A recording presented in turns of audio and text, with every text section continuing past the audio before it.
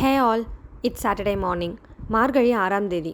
As usual காலையில் எழுந்து குளிச்சுட்டு நிலவாசலில் விளக்கெல்லாம் ஏற்றி வச்சுட்டு வாசலில் தண்ணி தெளித்து கோலம் போட போகிறேன். எல்லா மாதமும் இப்படி தானான்னு கேட்டால் கண்டிப்பாக இல்லைன்னு தாங்க சொல்லுவேன். பட் வருஷத்துக்கு ஒரு மாதம் தானே, இந்த மார்கழியில் மட்டும் பிரம்ம முகூர்த்தத்தில் எழுந்து விளக்கேற்றி கோலம் போட்டால் ரொம்ப நல்லதுங்க. என்ன மாதிரியே இந்த மாதம் மட்டும் கோலம் போடுறவங்க நிறைய பேர் இருப்பீங்க. ஸோ அந்த மாதிரி இருந்தீங்கன்னா கமெண்ட்டில் சொல்லுங்கள். நான் சூப்பராக கோலம் போடுவேன்லாம் சொல்ல மாட்டேன். ஏதோ எனக்கு தெரிஞ்ச மாதிரி கொஞ்சம் ரங்கோலி, கொஞ்சம் புள்ளி வச்ச கோலம் அந்த மாதிரிலாம் போடுவேங்க. வீட்டு வாசலில் ஒன்று, கடை வாசலில் ஒன்றுன்னு 2 கோலம் போடுவேன்.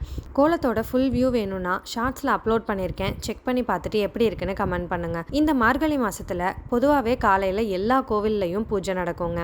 அப்படி எங்கள் தெருவில் இருக்க ஆனந்தராஜ விநாயகருக்கு இன்றைக்கி பூஜைக்கு நாங்கள் கொடுத்துருக்கோம். எவ்வளோ கஷ்டங்கள் இருந்தாலும் என் அப்பன் சக்தி மகன் விநாயகனை கும்பிட்டா கூப்பிட்ட குரலுக்கு ஓடி வருவாருங்க. இது வரைக்கும் எனக்கு அப்படி தான் நடந்திருக்கு. அவருக்காக சுண்டல் மாலை கோக்குறதுக்கு நைட்டே சுண்டலை ஊற வச்சுருந்தேன்.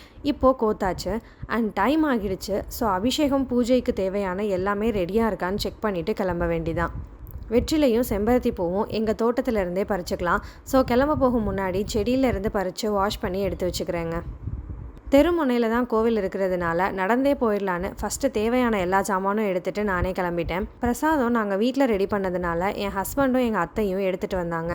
நிறைய பேர் நினைப்பீங்க, என்னடா நான் மட்டும்தான் எப்போவுமே லாங் வீடியோவில் வரேன்னு. அதுக்கு காரணம், நான் வீடியோவில் இருந்தால் என் ஹஸ்பண்ட் தான் வீடியோ எடுக்கணும், அவங்க வீடியோவில் இருந்தால் நான் தான் வீடியோ எடுப்பேன். மற்றபடி நாங்கள் எங்கே போனாலும் ஃபுல் ஃபேமிலியாக தாங்க போவோம். ஸோ கோவிலுக்கு வந்ததும் ஒரு செல்ஃபி ஷாட் மட்டும் எடுத்தேன், அதையும் அட்டாச் பண்ணியிருக்கேன்.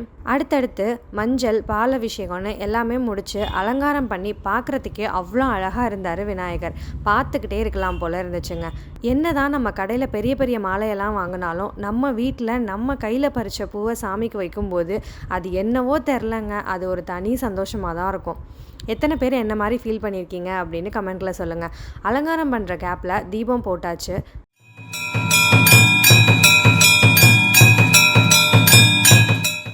இன்றைக்கி சஷ்டியும் இருக்கிறதுனால ஆனைமுகன் சகோதரன் அந்த முருகனையும் சேர்த்து வணங்கிட்டு எல்லாருக்கும் பிரசாதத்தையும் கொடுத்துட்டு வீட்டுக்கு போயாச்சு. நெக்ஸ்ட் மினி விலாகில் சந்திக்கிறேன். Until then bye bye from Ekabala vlogs. Bye.